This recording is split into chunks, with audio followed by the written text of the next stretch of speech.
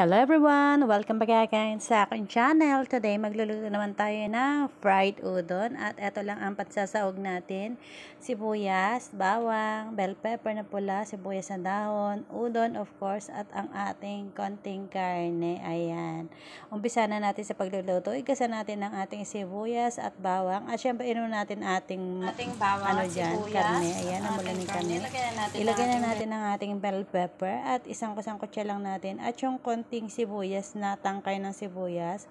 Ngayon, ilagyan na natin ang ating udon. Pwede nyong hugasan yan, pwedeng hindi na rin. Isa sa inyo yan kung pwedeng gusto nyong hugasan or hindi. Siyempre, ilagay na natin ngayon ang ating sibuyas na dahon at lagay na rin natin ang ating toyo. Ayan. At syempre, gisa-gisa na natin yan hanggang sa maluto. At eto na nga, o diba guys? Konting kimbot na lang to, luto na talaga at ang sarap nito. Sana gayahin nyo dahil napakadali lang luto na ito at yan napakasimple lang ang kanyang rekado. Salamat sa inyong panonood. Please don't forget to subscribe, like, and share. Hanggang sa muli. See you next time. Kain na tayo mga kaibigan. Bye-bye.